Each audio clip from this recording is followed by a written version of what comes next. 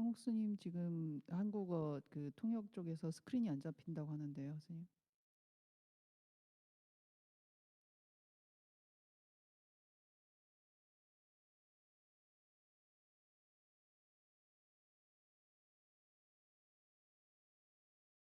Hello, Francis. Could you help Sarah? Yes, Sang Singh is helping her, but I'll double check. Okay. Okay, thank you.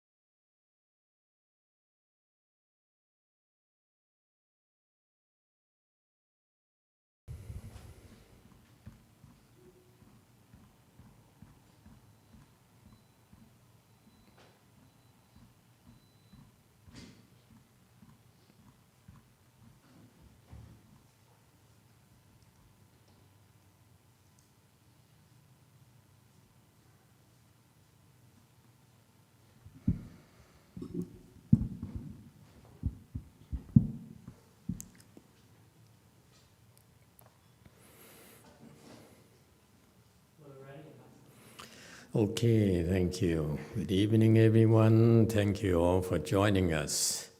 We're here in Go Force, and let's continue studying Master Shenhua's Chanqi instructions.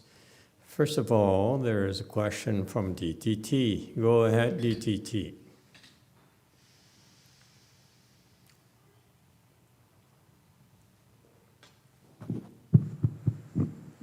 네, 마스터. 어제 금강 관련된 법문에서 질문인데요. 금강을 완전히 얻는 거는 언제쯤인지 궁금합니다.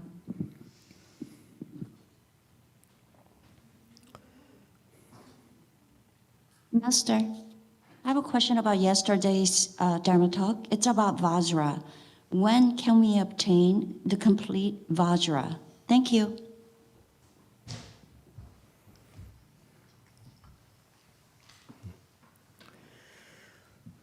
Vajra will be accessed, will be created when you become enlightened. When you become enlightened, then you're creating a vajra substance. Your substance becomes vajra.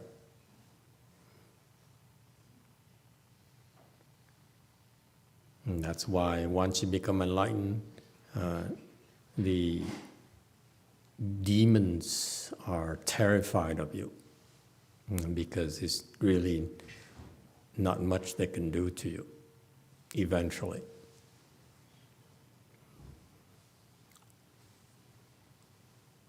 All right? Very good. Okay, go ahead. Play the tapes.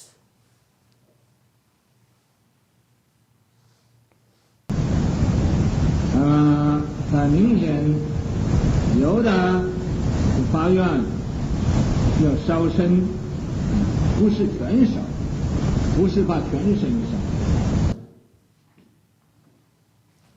So, some have made vows to burn their body tomorrow, not to burn the entire body, but to burn a wand. Oh, sorry.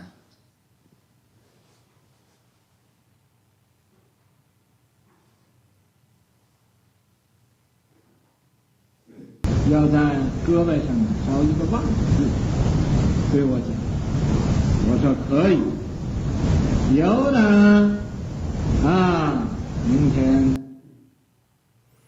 So, some have made vows to burn their body tomorrow, not to burn the entire body, but to burn a wand character into their arm.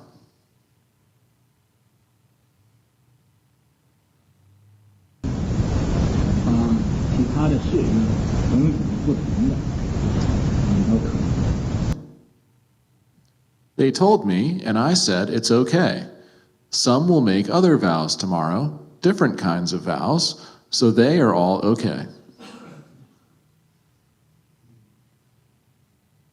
所以，有在明天呢，想要受五戒，这也是很好一个机会，可以。 Therefore, for those who wish to receive the 5 precepts tomorrow, this is also a very good opportunity. 在明天呢，下午3点钟，还是在此地，举行受戒的事。 So, at 3 o'clock in the afternoon tomorrow, the precept transmission ceremony will still be held here. 谁愿意受五戒或者八戒或者菩萨戒可以。不过呢，这必 Anyone who wishes to receive the 5 precepts, the 8 precepts, or the bodhisattva precepts may do so.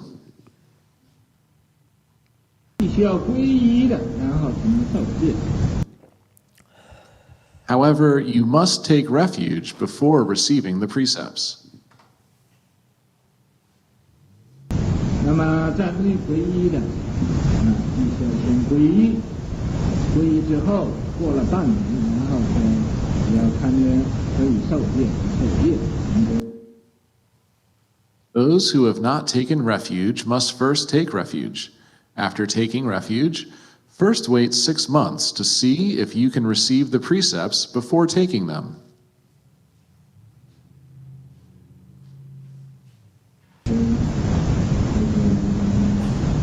规矩，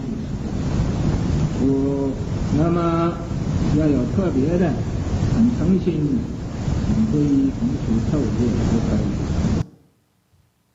Our rule is such: if you have the utmost sincerity, you may then take refuge and receive the precepts at the same time. 现在，初一呢，有一个外国的医生，想要皈依好几年。 So on the first day of the lunar month, there was a foreign doctor who had wanted to take refuge for many years.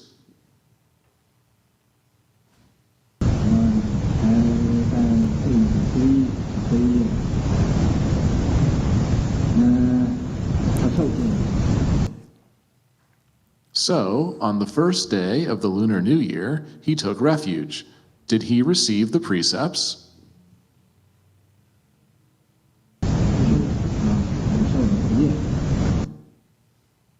Audience member, he did. He also received the 5 precepts. 你这个医生呢，将来对佛教是会贡献，因为现在信徒啊。So, this doctor will contribute to Buddhism in the future because he now has faith in Buddhism. Okay, stop. Let's go back and revisit what Master YongHua just talked about. Okay, this is in the occasion of Lunar New Year, and he's talking about Dharma assembly of Shakya Buddha becoming enlightened, or something like that. So during a Chanchi there, they have these refuges and these precept transmission. So you see, during a Chanchi, it's not necessarily simply just meditation when Master YongHua was around, because he deemed important to do these dharmas as well. And whereas without good no advisor, then you're better off sticking to just a Chanchi schedule strictly. All right. So he said that somebody made a vow to burn the body the next day, not entire body. And this vow is this person here made a vow to burn a one character into his or her arm. And Master YongHua says, it's okay. He allowed it. And others made other vows as well. So they also taught the making vows Dharma as well. So it seems that among his followers, I heard this a lot, among his followers, a lot of them tattooed using incense. So they burned incense. They use incense to burn their bodies into various Buddhist themes. For example, the one character that Master YongHua talked about here, this one here, so you burn, it's quite clearly on the mark on the arm. One's wonder where it is. So what happens to them when they go to the beach?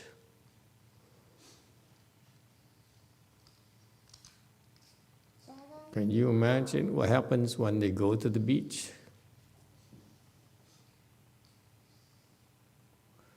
Remember, we are not in China, we're in America.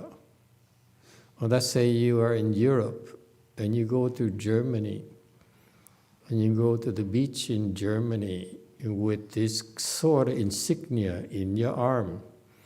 Let's say, just use your imagination, like you have a tattooed, worn character here on, I think, left arm. That's what they used to do before. Right? In your left arm here, on your arm right here in this area. How do you think people would react? And suppose that somebody standing there and you happen to have your arm twisted this way. So the one character is being like this, actually it's going to be like this.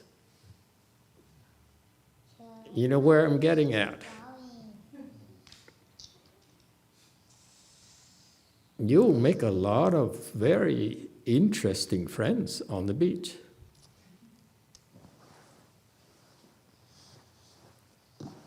Yes, DTT.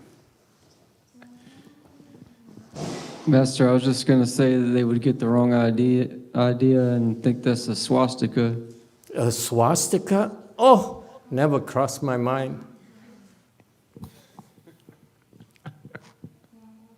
So can you imagine, like how people would feel if they see when you have a bare arm, you don't have to go to the beach. Let's say in the summertime, and you wear these sleeveless t-shirt. Huh? And wear a mohawk hair like Juan. And then you have an arm tattoo with a swastika. I mean, the one character here. And you cross cross the arm through the chest. So now the Warren character is a little bit slanted. How would people feel? Wouldn't that be interesting?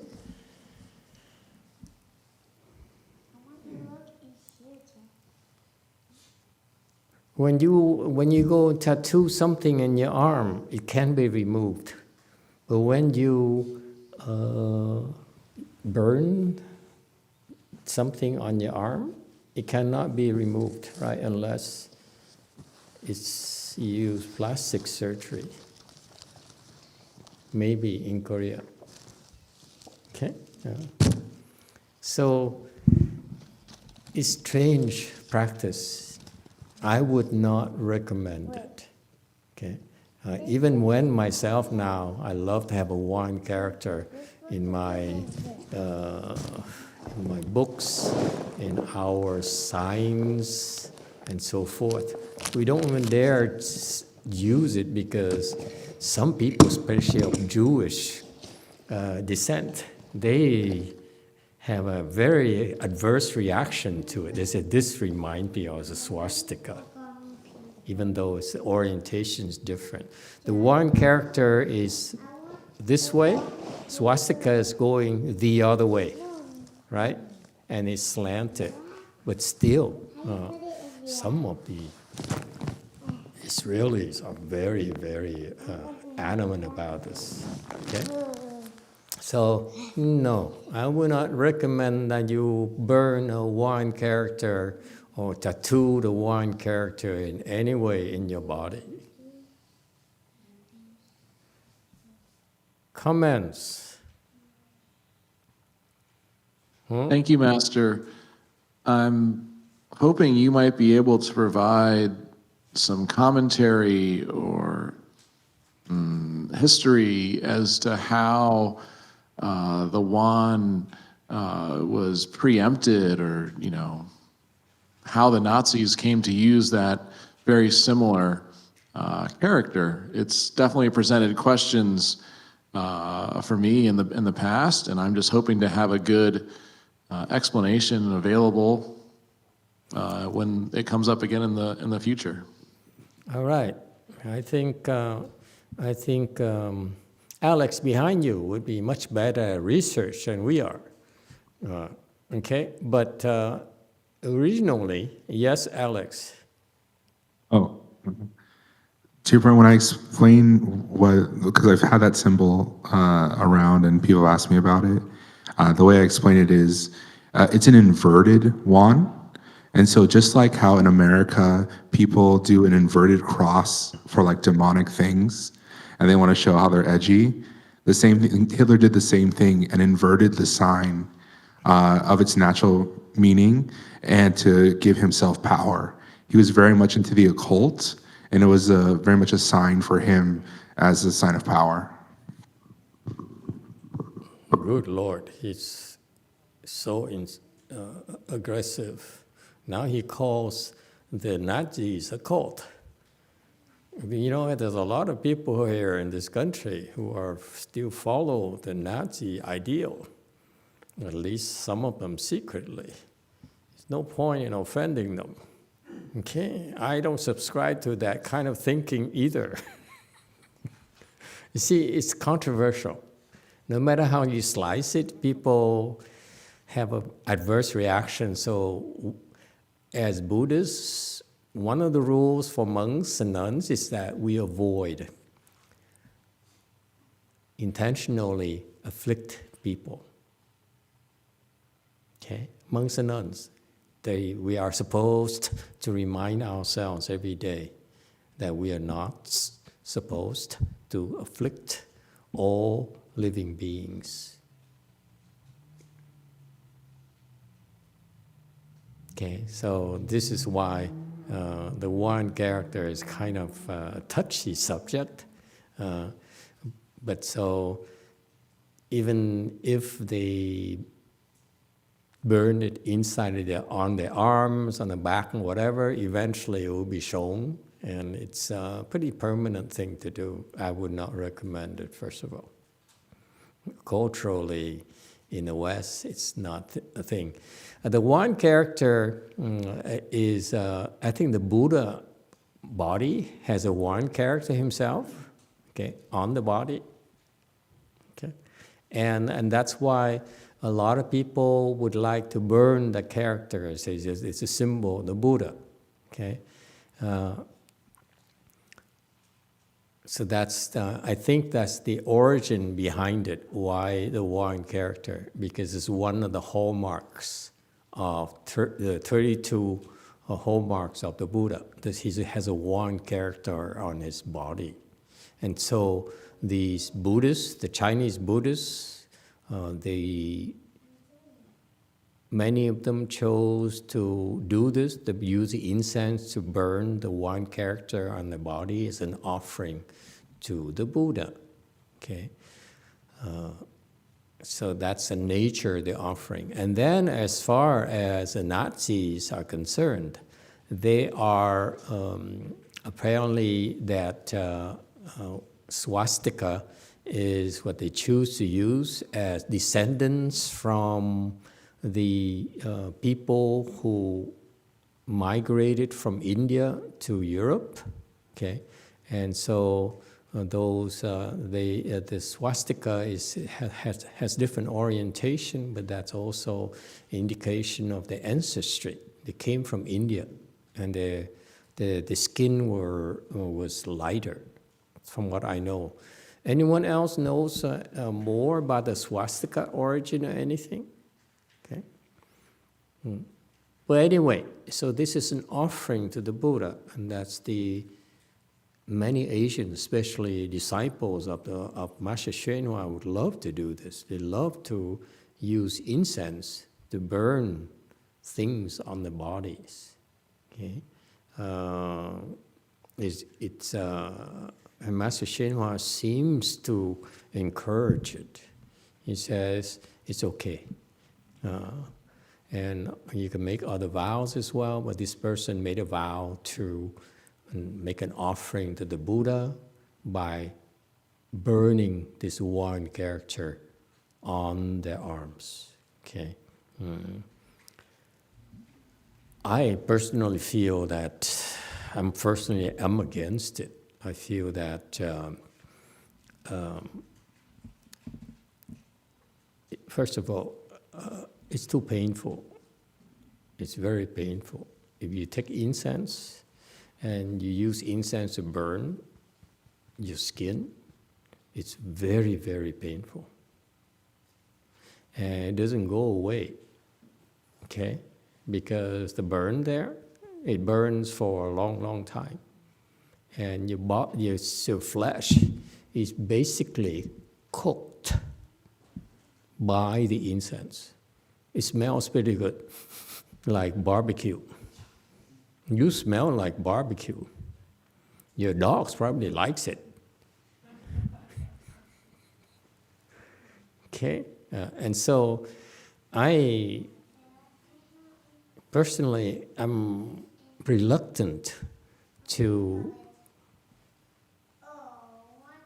advise you to even consider doing it, because it's extremely painful. It's so painful. So part of the meaning of this act is an offering to the Buddha, okay, by enduring suffering, okay, because it's very, very painful. Of course, the Asians are smart, especially Vietnamese. They burn the thing and then put aloe vera on top so that it cools it down. So now you have barbecue with aloe vera, or barbecue meat with aloe vera. It's rather fragrant. Okay? So you see, to me, it defeats the purpose. If you, and with all due respect to the Vietnamese and the Chinese and so forth, you know, when you do this thing here, you're supposed to make an offering of your own physical suffering to the Buddha as an act of faith, as an offering of your own suffering to the Buddha to show your sincerity. Okay, I think that's the meaning of these offerings.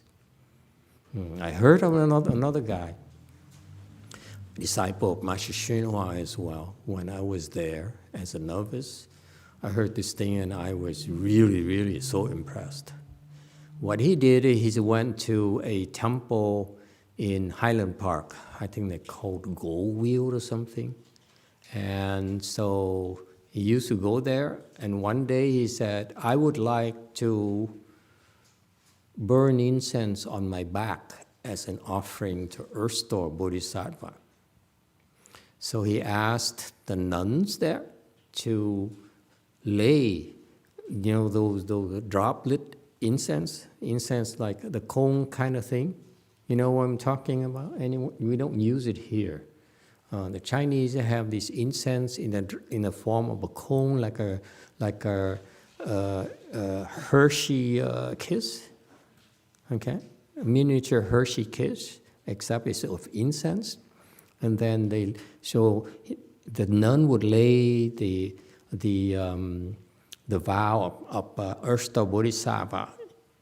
He said something like along the line of. Until the hells are empty, I vow not to accomplish bodhi.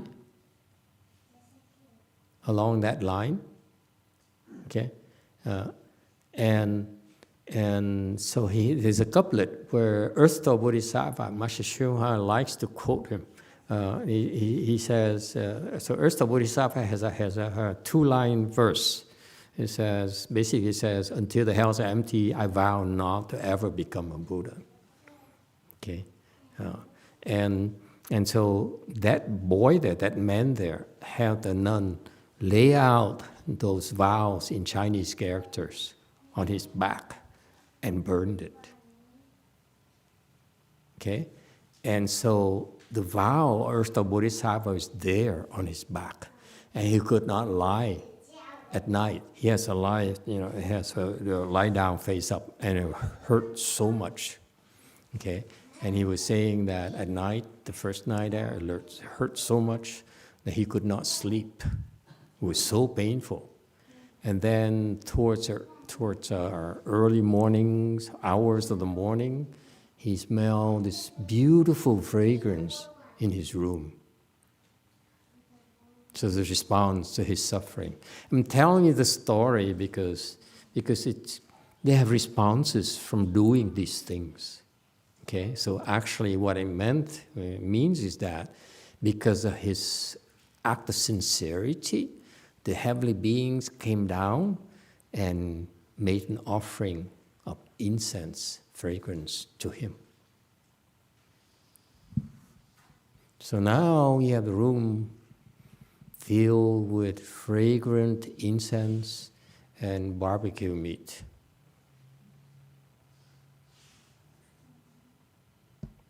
Okay, I should not be joking about these things.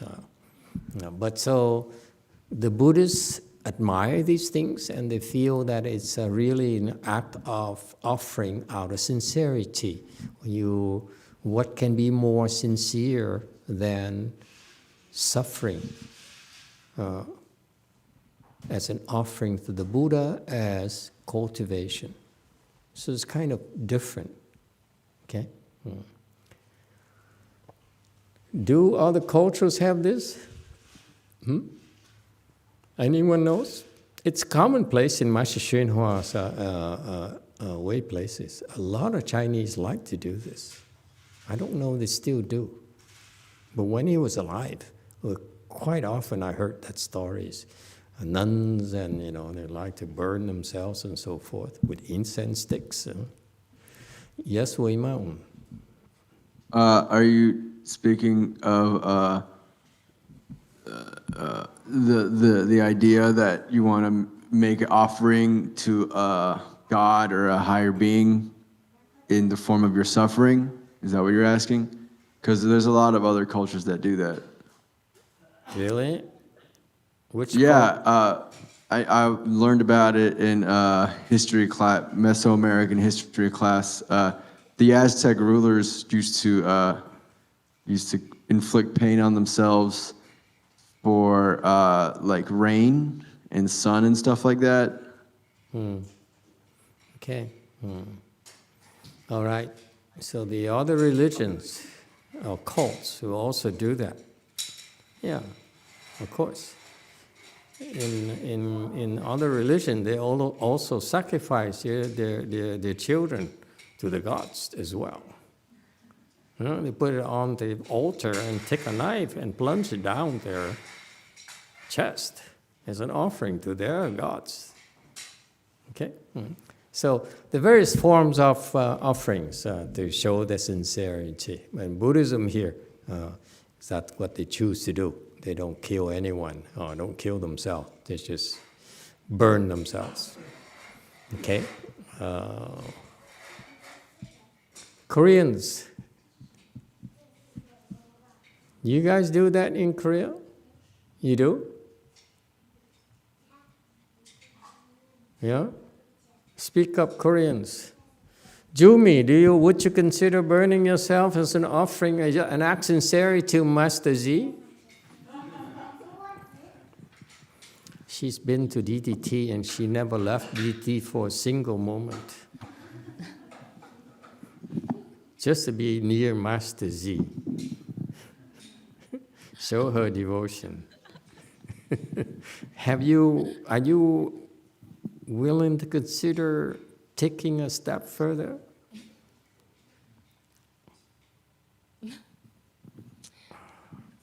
마스터, 제가 여기 법장사에 온 거는 남편의 미국 출장이 있었고, 첫 번째는, 그리고 두 번째는 제가 관음 칠 때, 그 세레머니 할 때 좀 번뇌가 다스리지 않아가지고, 그 49제 위패가 있는 상태에서 회양하는 것이 49제 위패에게 해악이 되지 않는가라는 질문을 했었었는데요. 세라님 한번 끊을게요.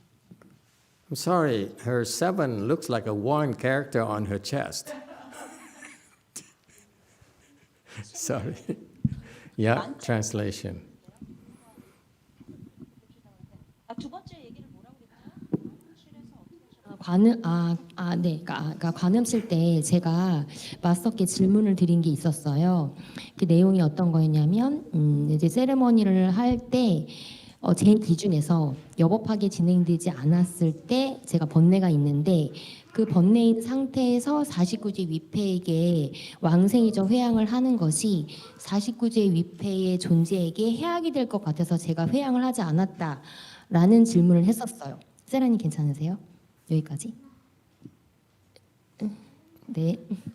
Master, the reason I came to DTT is number one, because my husband has a visit in the U.S. And second thing is, during the Kwanyen Chi in Korea, during the 49 days, during the Kwanyen Chi, I had a question to Master. If there's a ceremony and for 49 days plaques request, if I acted not according to the Dharma, does that mean that it's going to give harm to the rebirth, the people who request for the rebirth plaque? 질문했었고, 네. 그래서 이제 그때 이제 제가 좀 느낌이 마스터께서 이 질문을 할 때 저를 좀 난처하게 하실 것 같았어요. 뭐 예를 들면 누가 그렇게 윤활을 못해서 너가 번뇌롭게 하냐 이렇게 하면 제가 같이 수행하고 있는 한국 스님의 이름을 댈 수는 없잖아요. 네, 한 번 더 끊을게요.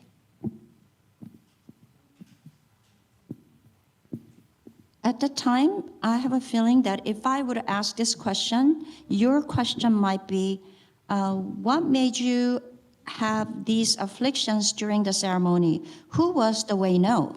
You would ask that.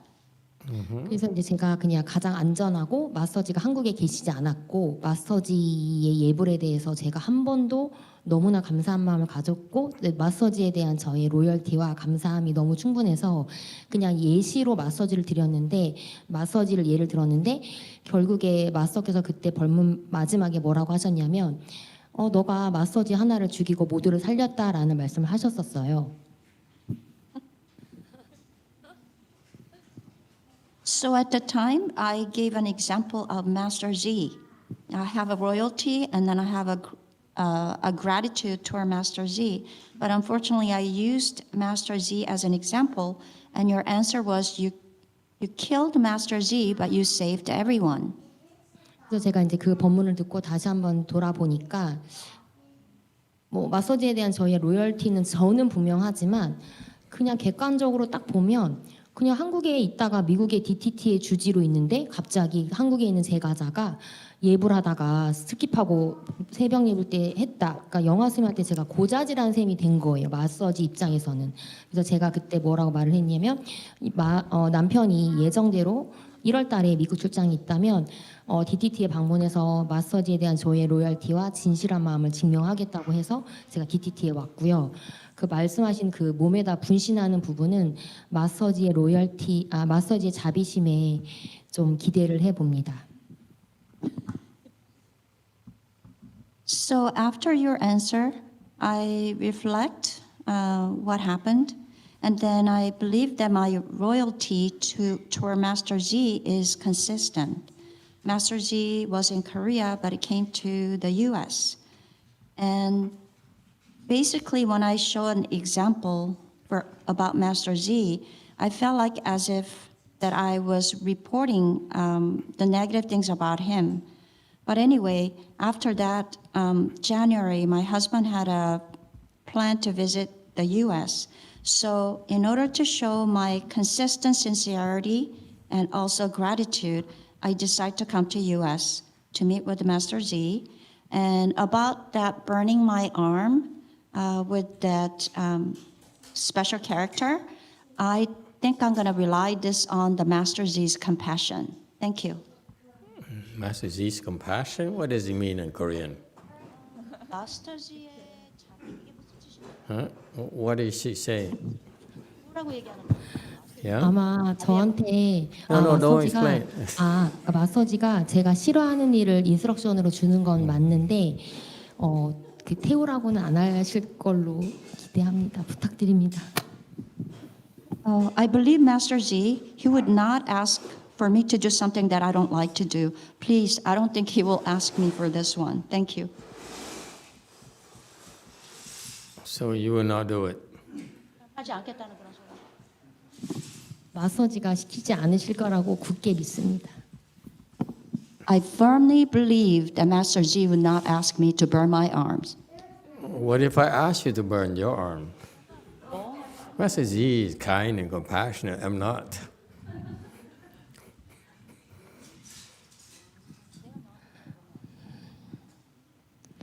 That's the thing. 아마 싫은데 마스터 그럼 혹시 태우다가 잘못되면 정토로 보내주신다면 태우겠습니다. He says yes. Huh? Master, I really don't like it, but okay, something happens to my arm while it's burning. Would you please send me to Pure Land? I can send your arm to the Pure Land. The rest is not hurting, so why should I go to the Pure Land? Never mind. Seriously, do Koreans have such a thing where you actually burn things? Yeah? You do? Sunims, Korean Sunims. Do you have this practice like the Chinese where you actually burn yourself? Master Yuyun burned his, I think his index finger, wrapped it in oil and burned it while it's still attached to his hand. Oh, ouch. Yes, DTT.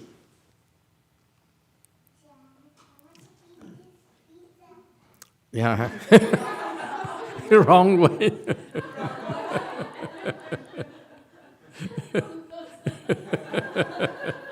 Okay. Okay, there you go. Thank you very much. Thank you, Master. 저희는 조계종에서는 3인이 개나 3이 개 그리고 구족개를 받을 때 개살림을 할 때 저희 팔 이쪽에 작은 작게 아주 작게 저희도 향을 태웁니다. 여기까지입니다. Master, for Jogye order, when we accept the precept as novice or as nun, and or getting fully ordained, we do a little bit of burning on our arm, just small part with incense. We do burn, but the scar is really small. Not on the forehead, like on the head, like a Chinese? You don't? Not in Korea? Okay, I see. How interesting. Okay. Master Shinho himself, he burned his one character in his chest. He has it. I think one of the photos shows that he has a one character burned by incense right here. Jumi, think about it. Yes, JMT.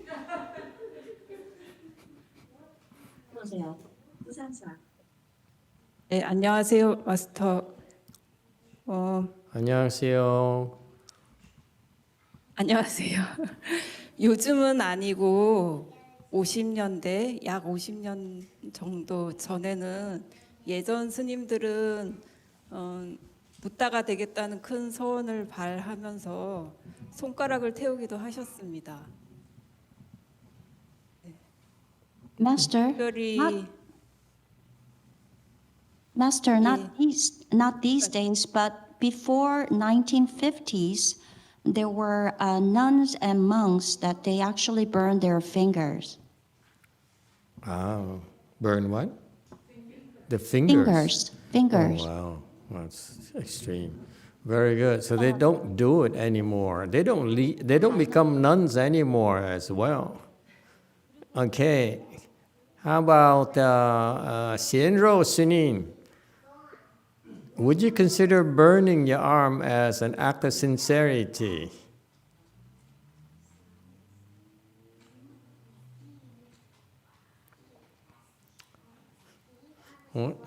See how serious they cultivate over Korea.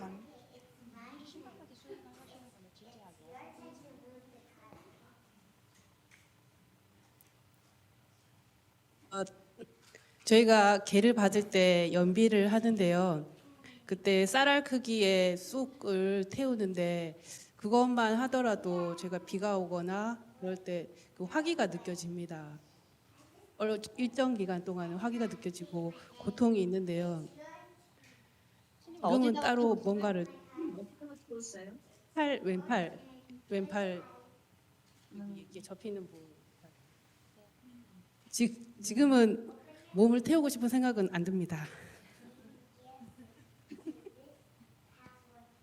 Master, when I received precept, I burned my left arm, the folding parts, and they burned with the special herbs, but the size was a little grain size. For a while, especially when it's raining, and I felt some pain, but just for the short period. But for now, I don't even think about burning anything in my body. Thank you.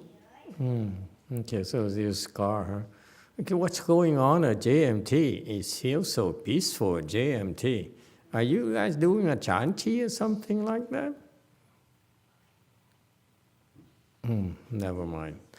YouTube question. It's very peaceful at JMT. It makes me feel like going to JMT to join the chanti there.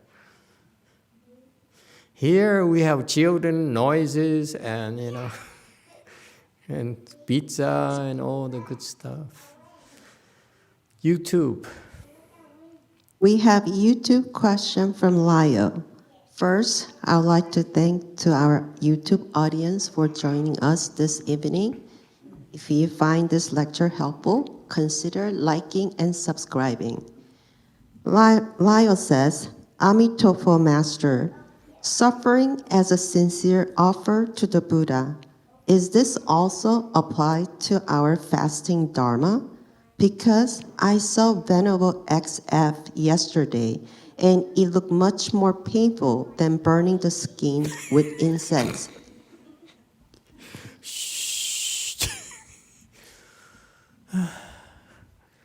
Lio. Don't scare people.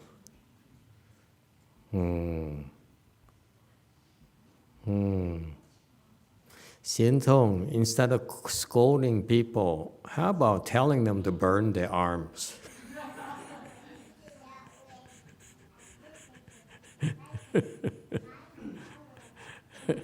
Okay, it hurts a lot more than with scolding them. Or like Lyle said, tell them to fast.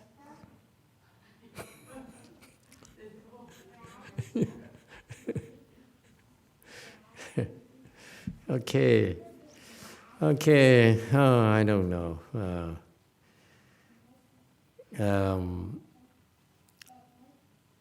Maybe it's a Chinese thing, it's a Chinese cultural thing, Asian cultural thing, when you burn as an offering to the Buddha, but I have always been averse to pain, so I don't burn myself.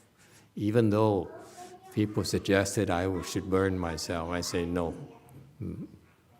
I don't do that. It seems so Asian, for me. Personally, I admire and respect that. I respect people who believe in doing that. Of course, if Master YongHua approves, he says it's okay, therefore it's a proper Dharma. Okay? Meaning that the people who decide to do this, to burn it as an offering to the Buddha, it is perfectly a proper thing to do. Okay? But personally, I don't feel that's a good way to make an offering to the Buddhas. To me, I feel the way that we cultivate together is a much more effective way of making offerings to the Buddhas. Okay? Because the difference, let me explain to you. The difference between making an offering by burning incense in your body versus, let's say, you're fasting for 7 days, for 3 days, for 5 days, for 9 days, and so forth, or longer, is night and day. Okay? Because when you burn your body using incense, like the Chinese and Asians like to do, it's a physical pain.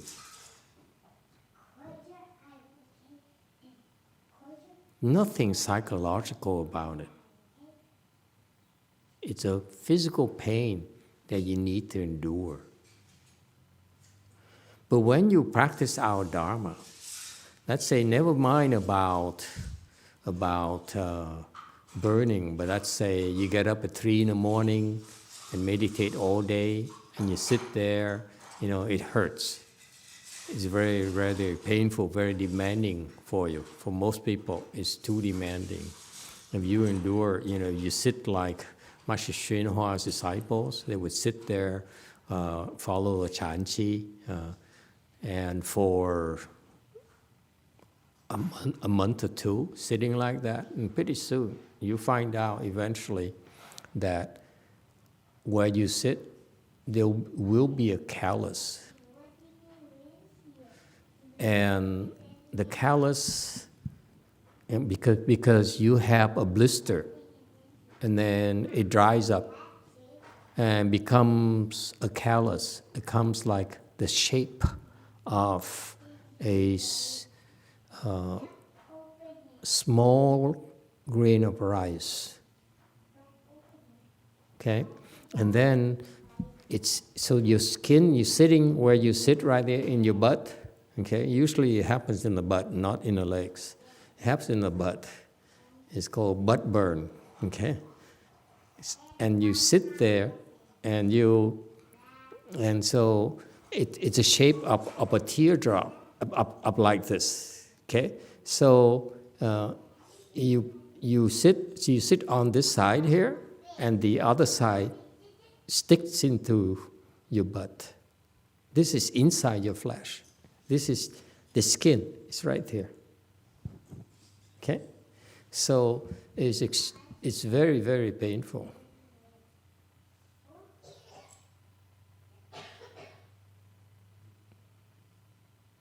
You haven't been there. You say, really? It could happen? Yeah, it happened. It happened to me. And it's very painful. You sit there and all day it gets deeper and deeper and deeper and deeper and deeper and deeper. It doesn't go away. And if you wiggle at all, you move at all, even you just move a little bit, then it pricks the other way. So you have to sit still the entire time. When you sit down, you better sit still. And don't you dare move, because it hurts. Okay?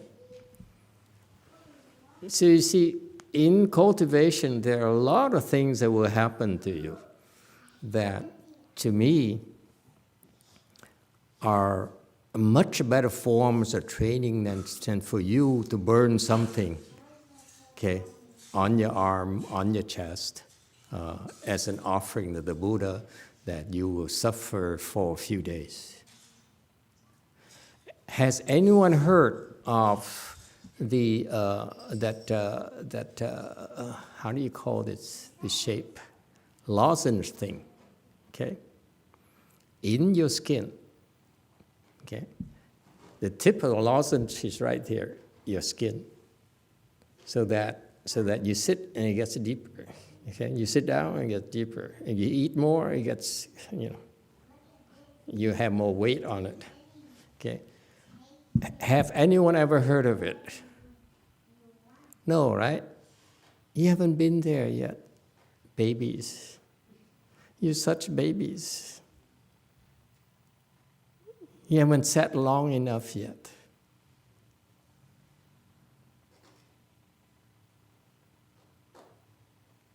Happened to Master Xinhua's disciples, happened to me.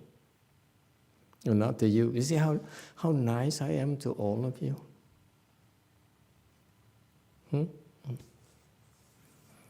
And so there are other ways that you, in your practice, where you have to combine that physical discomfort there, pain there, because it hurts. It's very painful.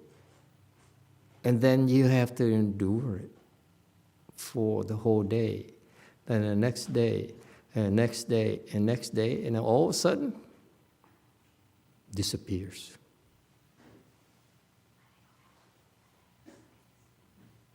It simply disappeared.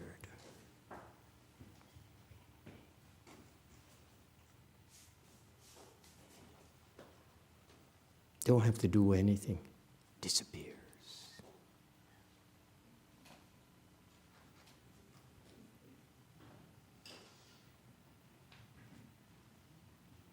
So that training there is a combination of physical pain and mental fortitude.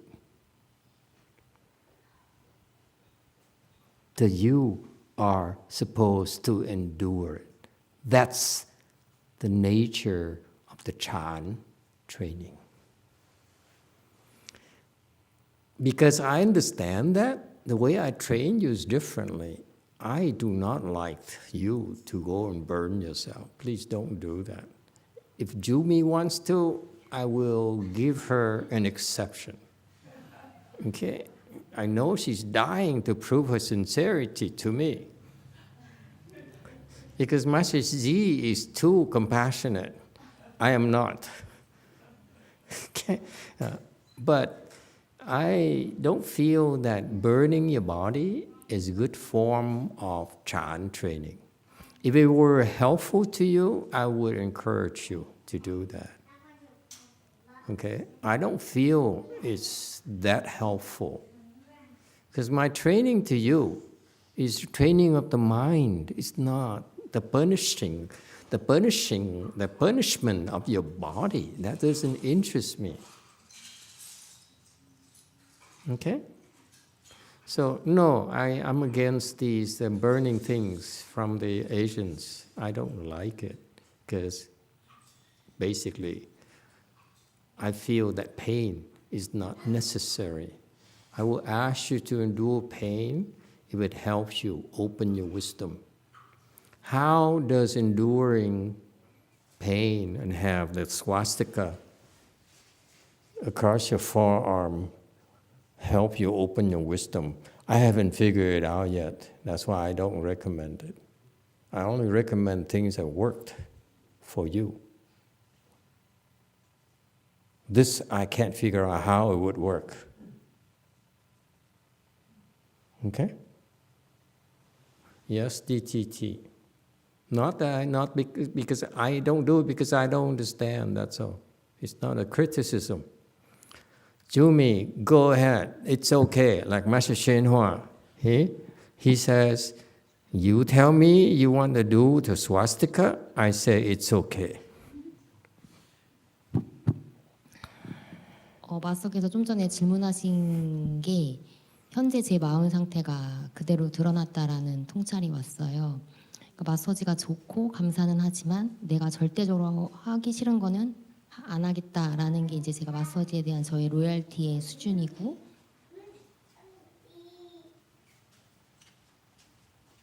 Master, when you asked me, I suddenly realized the state of my mind. Master Z, I really thank you. And I also saw my mind that when I don't want to do it, I'm not going to do it. And that's the limit of my sincerity toward him. 그리고 이제 영화 스님에 대해서는 너무 싫지만 여태까지 경험해서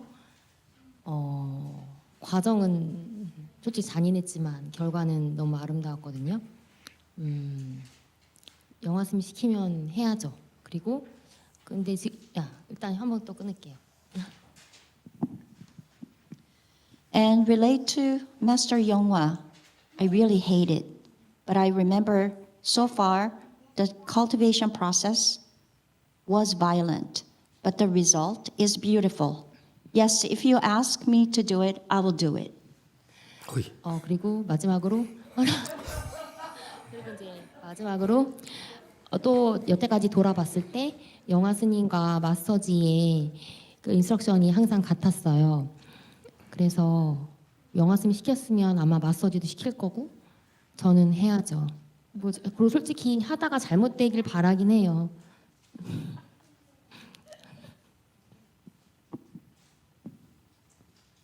Lastly, I reflect the past, and all the instructions from Master Z and Master YongHua are same. So I should do it.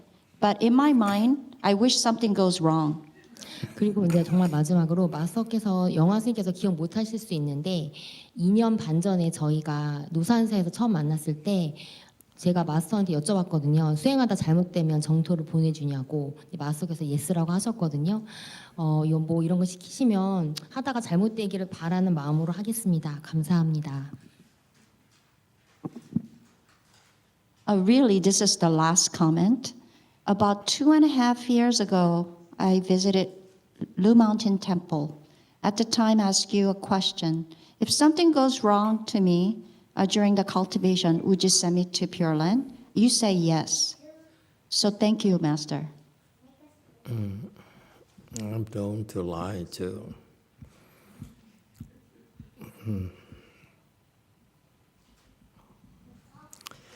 if you're willing to go through with your decision to obey my request, you only have to burn the one character on your feet.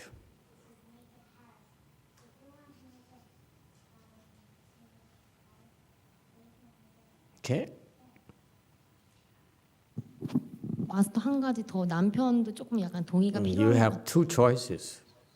Either a big one character on the top of your foot or 10 small one characters.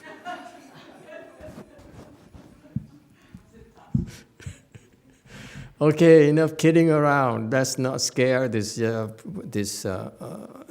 sincere lady. Okay, so they made all kinds of vows, and then he says, you want to receive the 5 precepts, it's a good opportunity. 5 o'clock, transmission, also 8 precepts, and bodhisattva precepts, and so forth. And you see, so that means here at that moment, there were no other monks around. Bodhisattva precepts, you need another monk to transmit it. He was the only one, I believe. So, see, Master YongHua did a lot of things that is Master YongHua. It's totally proper, by the way.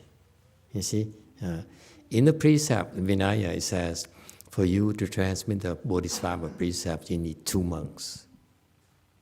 That's the rules. So Master YongHua, in doing these things, he's showing that the rules, they are exceptions. It's kind of cool. Okay?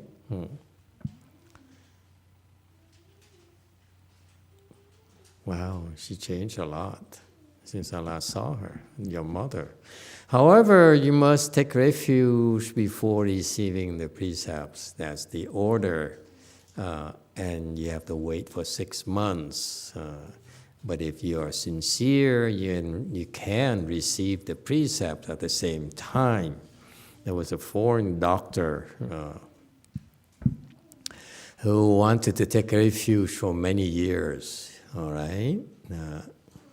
And so he took the refuge and he took the precepts, and the will contribute to Buddhism in the future because he had faith in Buddhism.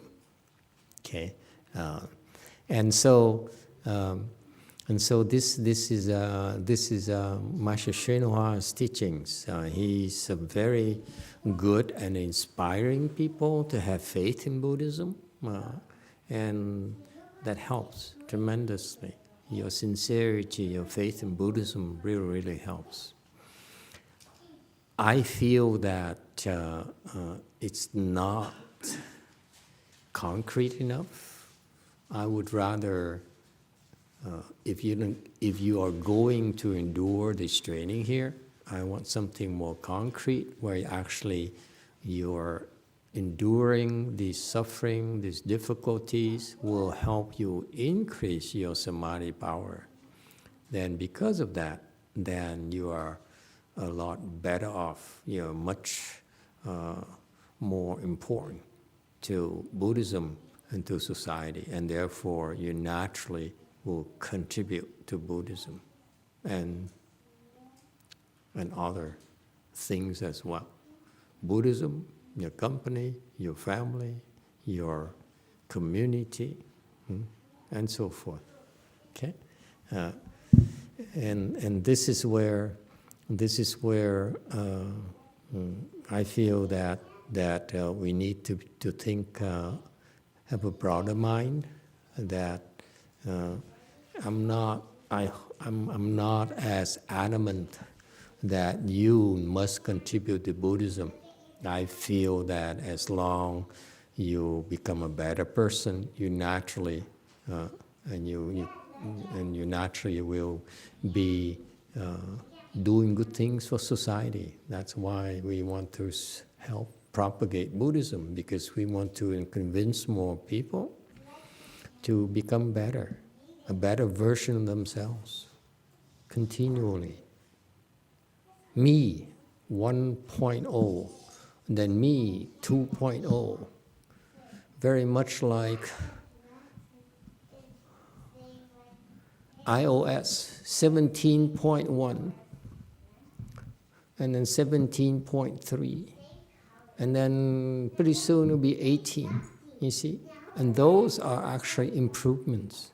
There is a need for your iOS, for the operating system of your computers and your phones to improve, because there's dire needs. You cannot remain the same. Okay? And so this is the spirit, to me, of Buddhism. Improve. You have to continually improve. So to me, as long as you do that, because I have people who have been coming to the temple for years and they refuse to take precepts, okay, and take refuge. There's nothing wrong with that. I have no problems with it. And they improved. And that's good enough for me. Okay? And they come to the temple on the weekend, they listen to the lecture, and they enjoyed it. For them, for some of them, it's entertainment, okay? And sometimes a good discussion going on, different perspectives on life, on how to raise children, how to interact with your co-workers, with your family members, and so forth. They find it useful, okay? And that's good enough. Don't need to take refuge with me. You don't need to take refuge with Triple Jewel. Okay? I'm not bent on that. Okay?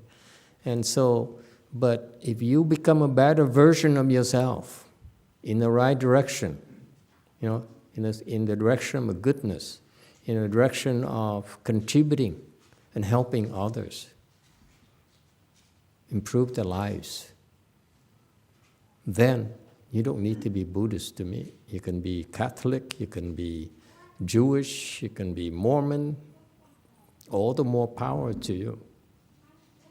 What's in a name, what's in a labor, and what's in a label?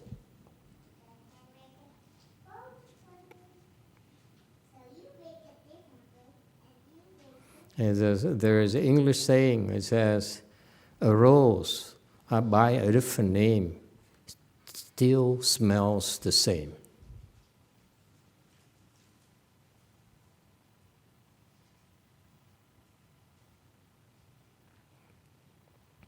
In the future, we will not deceive people, nor will we ask the poor for excessive amounts of money to treat the illnesses. This is what doctors are supposed to do. That's all. They don't need to be Buddhists. Okay, you see? So Master YongHua is kind of gentle and very Asian. I'm very specific for you. Okay? That is, I'm not stuck on labels at all.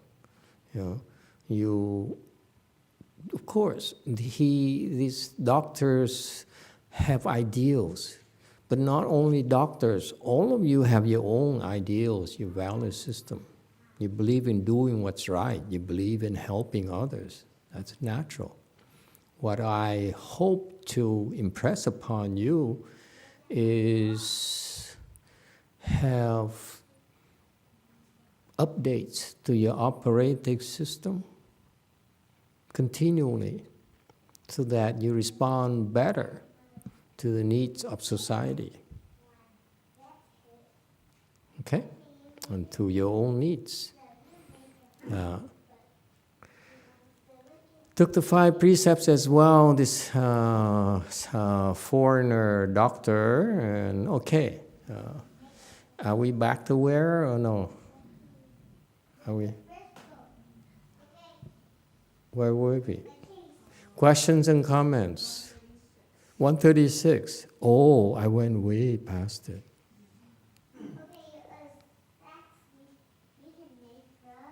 Took the 5 precepts. Oh, continue then, please.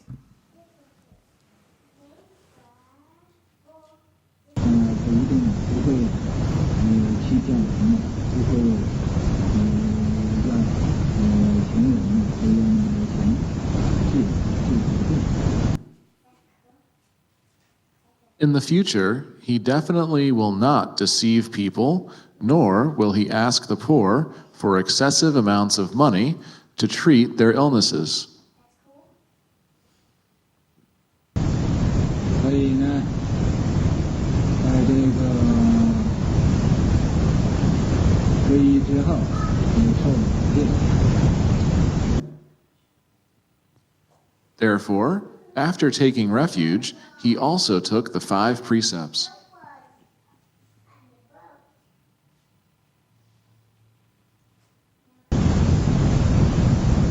俺们现在佛教讲什么呢？这工作是很忙的，在本堂现在又这个禅期。 Currently, we are quite busy at the Buddha Lecture Hall. We are also hosting our Chanqi.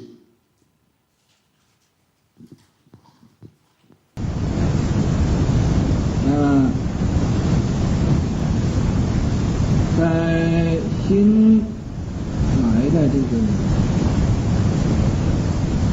我们这个新的是讲那个。 As for this newly acquired place, our new place didn't buy it, picked it up. Okay, let me finish it and let's go back. So this doctor here took the refuges, and he would not treat people, take refuge, and took the 5 precepts. Okay, and so again, you know, this is if anything at all tonight, but after all the joking and all the discussion, I hope you remember the concept. Have the improved versions of you continually, okay? Because you will respond better to the changing environment. Okay? If you don't improve, you die. You become obsolete. You can no longer connect with your loved ones, especially your children. You become obsolete to them. Okay? And so, and not just improving samadhi, but also once you have real wisdom, then you need to learn as well. Be connect with the changing times. No, not only for yourself, so that you can help advise your children and the younger generation. You don't want to be out of step with the younger generation.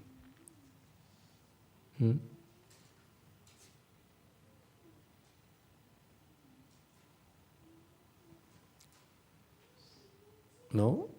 Okay.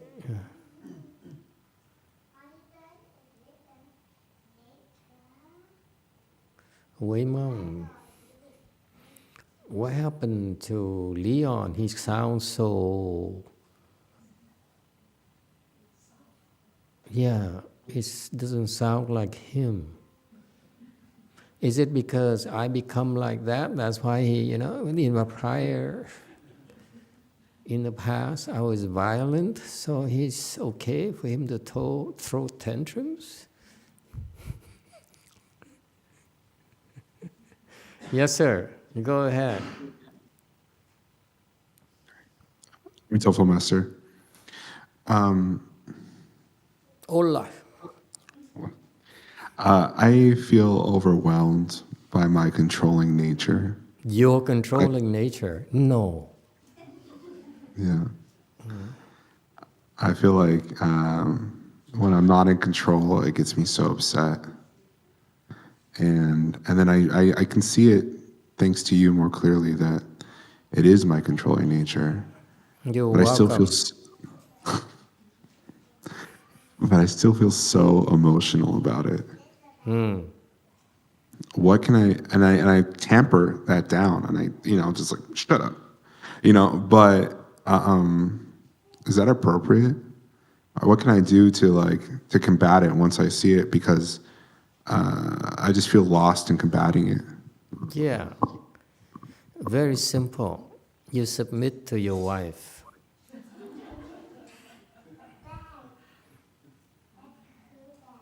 Okay?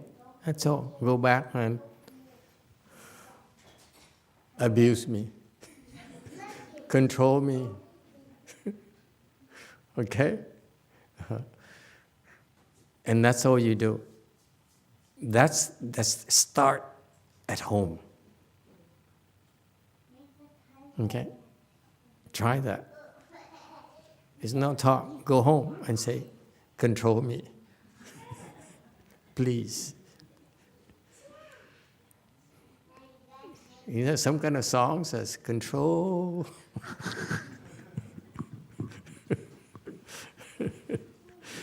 You think cultivation is something like so far-fetched, you know, in a different realm? We cultivate. We learn to come to the temple to learn to hear the good words, and then get some tips on what to do with your life to get rid of your afflictions. And then you go home and apply it. That's what it is. So that's why when you still have a wife, and when she still talk to you, just go back and get on your knees. I surrender.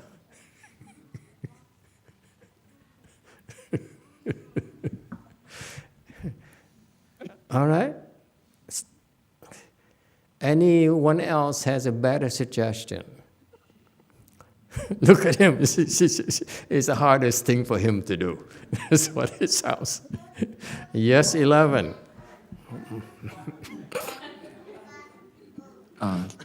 Thank you, Master. Speaking from experience, I cannot think of a better suggestion. Have you tried it?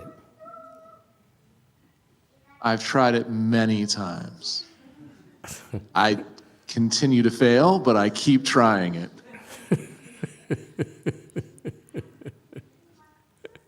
Oh, no. Yes, 6. Go ahead. The wife now has something to say.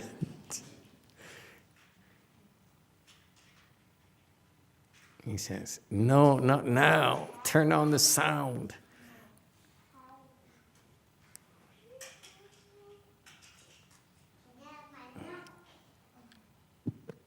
I'm on. Thank you, Master. Yeah. How do you deal with the person he only talks and not act on it? It's all about words. I tried to deal with him many times, many years. It takes a lot of patience. It's called literary wisdom. They know how to talk. Okay? And then next level wisdom is contemplative. Okay? So, yes, at least he can talk a good game. Okay? But give him time. Okay? And so instead of complaining, you do it to him. You say, I surrender.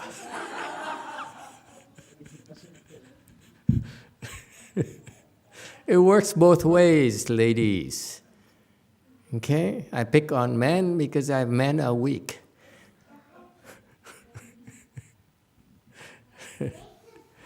Okay. Who is he playing with? Really? With her? Really? Wow, he really likes girls. Huh? That's always a good sign. Okay, shall we continue?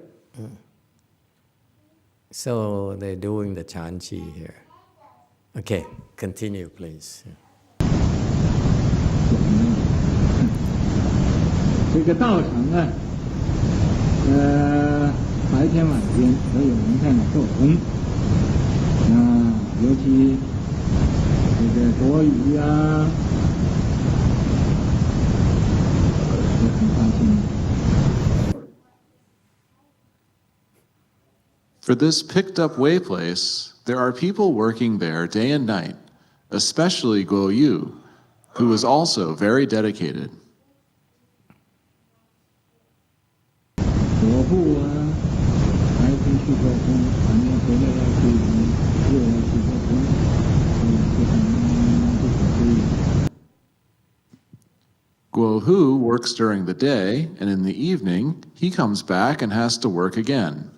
This is truly incredible. 我前呢，在那个地方白天晚间，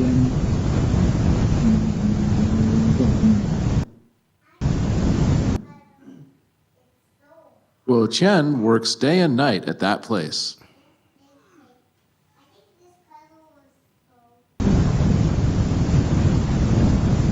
我在那个地方呢，我常常去。 When I was at that place, I urged them to go, and they did. Okay, so wait. So let's go back. Anyway, so they're doing a chanchi, and they, I think we heard this story before. He was given this building in Chinatown, San Francisco, and so he rented it out. So he used to interview every single person and talk to them. So clearly that means that he only rented to Chinese-speaking people. Okay. And he would teach in maybe a small hallway and so forth. Okay. And so those were hard times for him. And then he bought an old mattress factory, was kind of run down. Okay. And so they got excited because it's a much bigger place. So it's funny that they would organize a chanchi without any suitable place at all. It's very crampy, it's not enough space, and yet his students went along and worked very hard. It's so impressive. These people are special, okay? And during the chanchi, they basically picked up this old, rundown mattress factory. And so they had to send people there to work, to fix it up. Basically, they took down the wall. The walls are like, what do they call it, lath? You know, the plaster and lath walls. Is that how old they are? You don't see that in nowadays anymore. Okay, and so a lot of his lay people would come and help. Clearly, these are Chinese people, and they would work, and then during the day and come at night to help out, and then other people who are unemployed to work day and night, and so forth. And so you see, he had a very difficult time propagating the Dharma. Okay. All right. Questions and comments. Yeah. Okay. Okay. Thank you. I'm learning so much tonight. I'm learning how to be more gentle. And being gentle is better to teach children.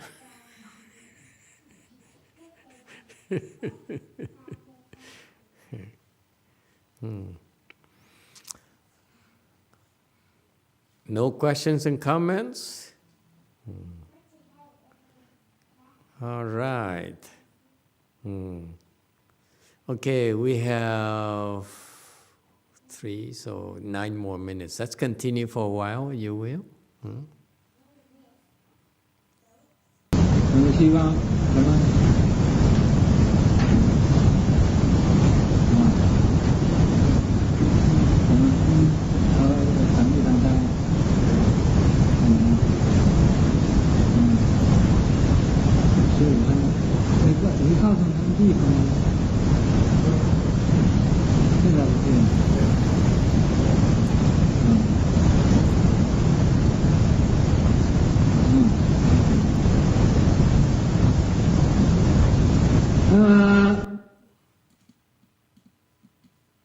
thus hoping Master Shenhua having a conversation with the audience.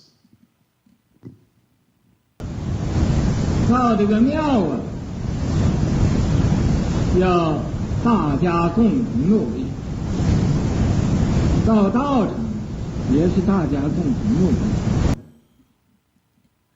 Building this temple requires everyone's collective effort. Building a way place is also a collective effort.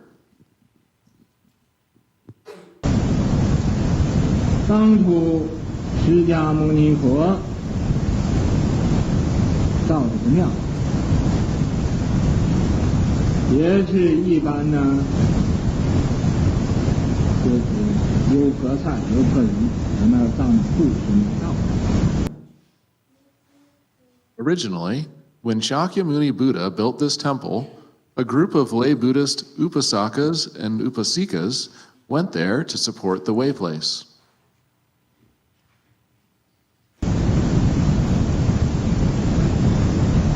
所以，在这个造庙做工，这个在庙造这个道场啊，你能做功德，在那。 So, by working on the construction of this temple, by building this temple, this way place, you can accumulate merit and virtue.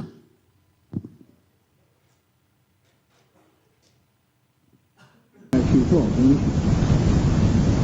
这是诸佛菩萨的欢喜，因为诸佛菩萨他的欢喜能造道。 Working there is something that all Buddhas and Bodhisattvas delight in, because all Buddhas and Bodhisattvas rejoice in the construction of way places. 多一个道场，就令众生多一个地方种善根。 With each additional way place provides living beings with one more location to plant good roots.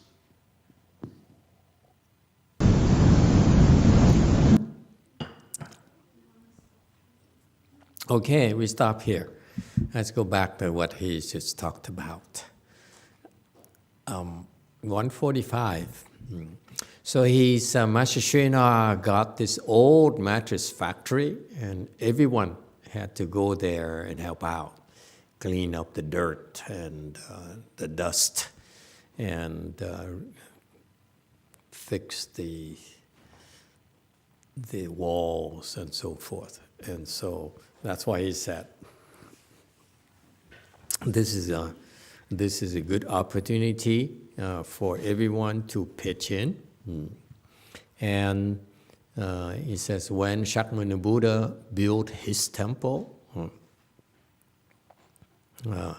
and same thing happened, lay Buddhists, upasakas, men and women, went there to support the Buddha's way place. Okay, I think it's different scenario. The Buddha is the Buddha, so.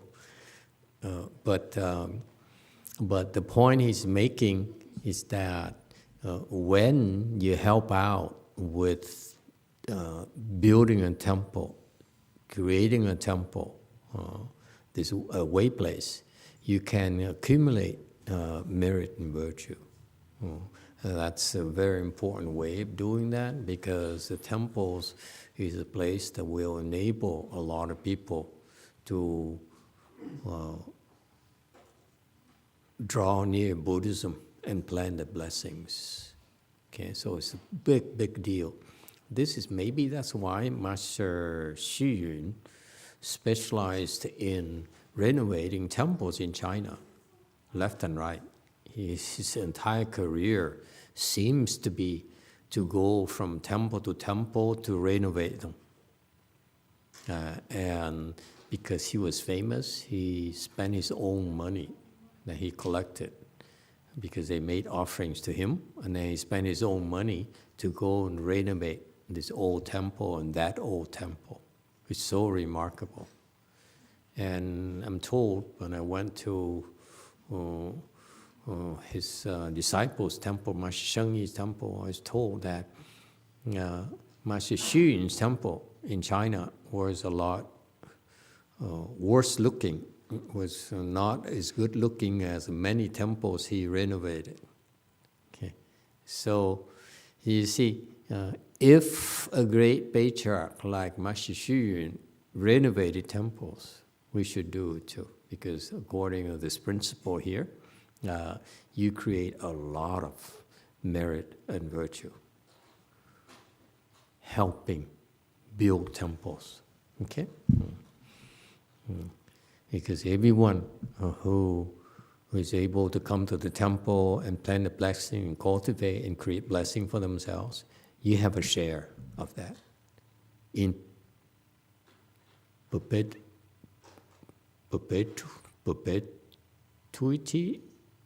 Okay.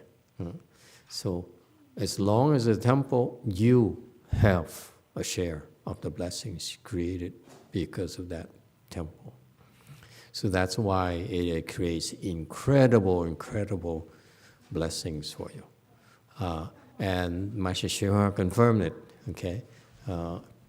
So when you work on these temple projects here, the Buddhas and Bodhisattvas are delightful, and they actually rejoice in the construction of way places. Okay?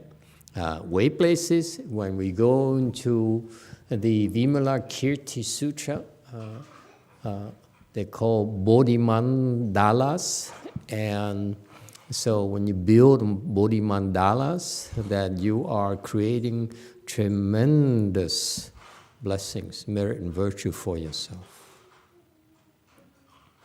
And that's the Buddhist wisdom. I would like to take it a step further, because in the bodhi mandala concept in Vimalakirti, and because we in the context of talking about merit and virtue of setting up way places, so in the Vimalakirti Sutra, it says the straight mind is a way place. So it's referring to the fact that when you cultivate, you are a way place. So when you cultivate yourself, it's so meritorious. You create a lot of blessings yourselves. You do a chanchi here. You join a chanchi here. The moment you're here, cultivating, participating, you're creating tremendous merit and virtue for yourself as well. All right? And Buddhas and Bodhisattvas rejoice in seeing that. And with each additional way place, it will provide living beings one more location to plant good roots. Okay? Think bigger. If you cultivate and you do good and you have wisdom, let's say you open your wisdom, let's say you're first stage arhat, which is considered a sage, which is considered sagehood, a Hinayana. Or better yet, you're fourth stage arhat. Okay? You are a sage in Mahayana. So, living beings then have more chances to plant blessings with you without going to temples.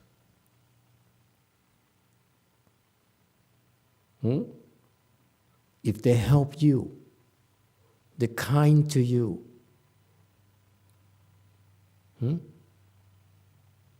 they are planting good roots for themselves. So we have, my vision is that we have way places, or we train you to become sages, small sages, big sages. And then you are sent all over, like semi-au-vent,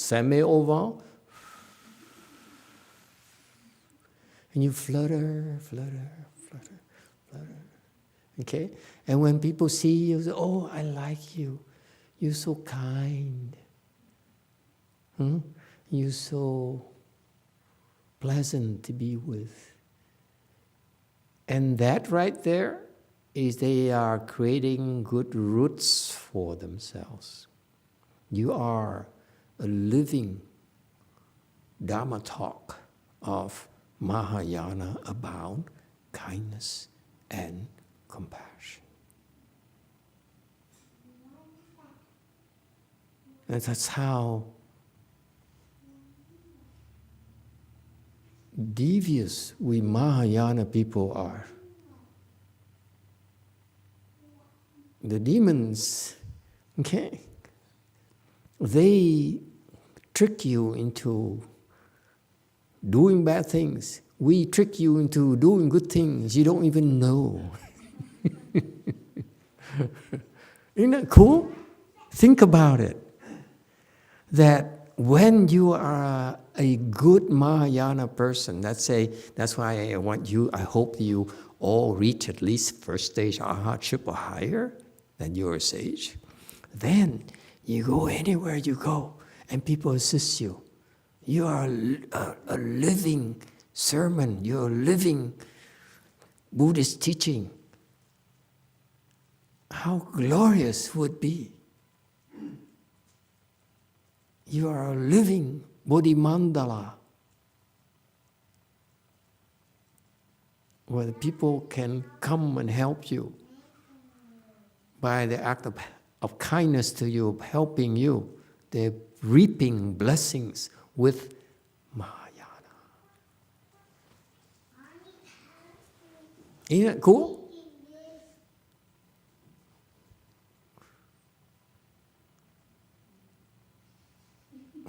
Yeah, applause sign. You have to think.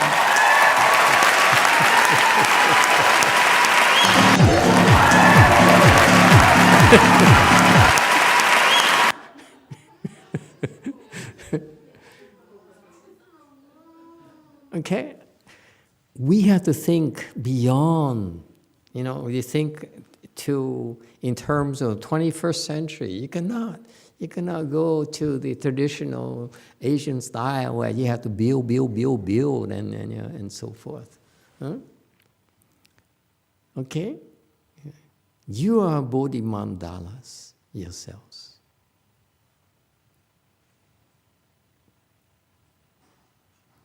Okay, think about it.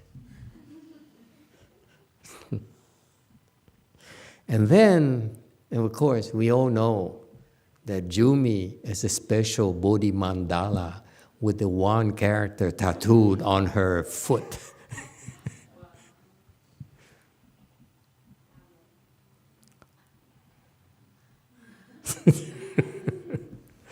Thank you, everyone.